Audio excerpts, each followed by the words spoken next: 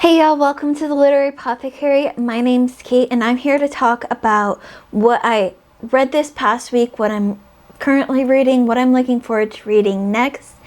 I don't have a lot to update on right now because I didn't get a lot of reading done this week, but I am leaving for a conference for a week and I know I won't get a lot of reading done in this next week, and I know I also will likely not be able to film a weekly reading update once I get back next Friday. So this is going to hold you over for the next 2 weeks, ideally. So let's start with what I finished this past week. I finished one essay of my Joan Didion essay, In the Realm of the Fisher King. And this I found in We Tell Ourselves Stories in Order to Live. And it also can be found in the collection After Henry. This is an essay about the Reagan White House and how it kind of encapsulated Hollywood, naivete, absolute inexperience, and the cluelessness of the Reagan administration and everyone involved in the White House.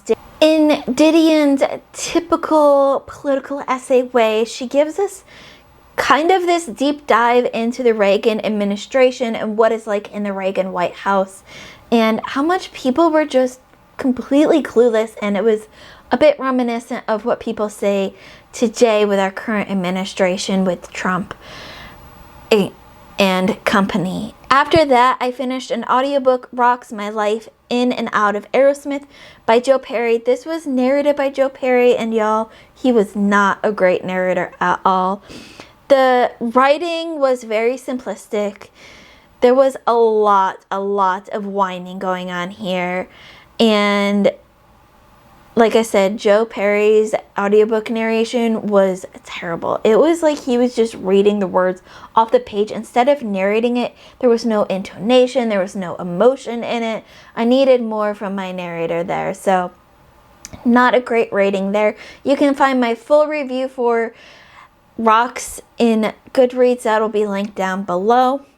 Now, let's talk about my current reads. So currently I am reading Mad Ship by Robin Hobb. This is book 2 in the Live Ship Trader series trilogy. I love being back in this world and I'm really interested to see where this one goes.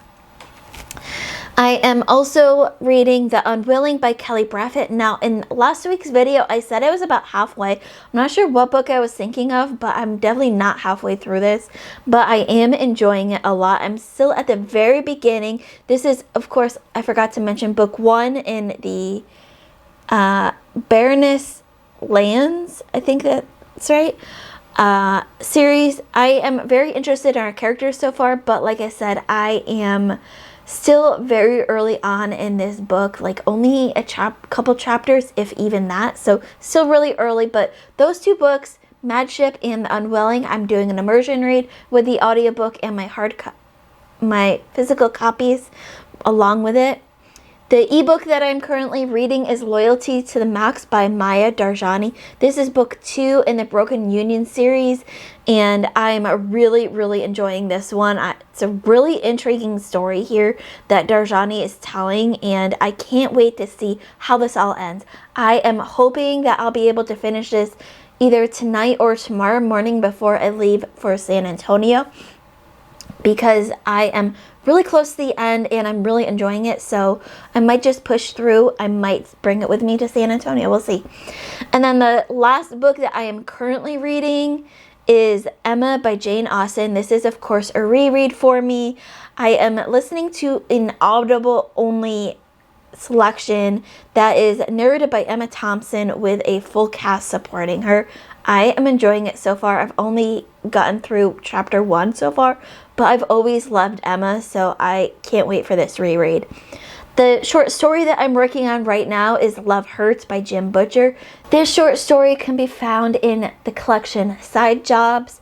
Once I'm done with that short story, I'll jump right into the next novel for Dresden, and I forget which one that is. I think it's 11 or 12. And I can't wait to just continue on with this series because I'm enjoying it so much. And Jim Butcher has a new book coming out soonish, so I definitely want to get caught up before that comes up. So that leaves me with what I'll be reading next. My next physical read will be Up to John, Who Will Choose. Hopefully when I get back from San Antonio, I'll have more information on that. My next ebook will be an ARC, Only a Grave Will Do by James Lloyd Doolin. This is the third and final book in the Mlatu trilogy. This comes out, I believe, on June 24th, so I really want to get a start on this so I can get all of this stuff up by the time this is released. I am really looking forward to seeing how this trilogy wraps up, because these books have only gotten better as they've gone along, and I'm really excited to see where he brings this story. The next audiobooks I have up are actually 2 audiobooks, because on my Audible account it says that they're going to be leaving my Audible library in July, so I definitely want to get those in before I lose access to those. That would be A Cat Was Involved, a Chet and Barry mystery short by Spencer Quinn. That one is really short, like less than an hour long. I think it's like a short story. So I'm really excited to get to that one. And Cappuccinos, Cupcakes, and a Corpse by Harper Lynn. This is book 1 in the Cape Bay Cafe mystery series. I'm really excited to get to those 2 cozy mysteries. Can't wait to join those. Hopefully on my trip in San Antonio I'll be able to at least start them, if not finish them.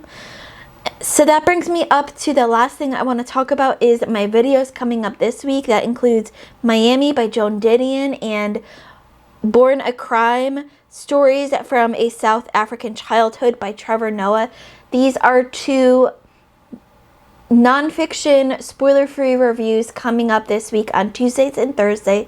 So if you are interested in either of those 2 titles, go and check out my reviews coming this week. Let me know in the comments below, what was your favorite reading moment from this past week? What are you looking forward to reading the most in this next week? As always, keep reading, and I love you all to the moon and back. Bye.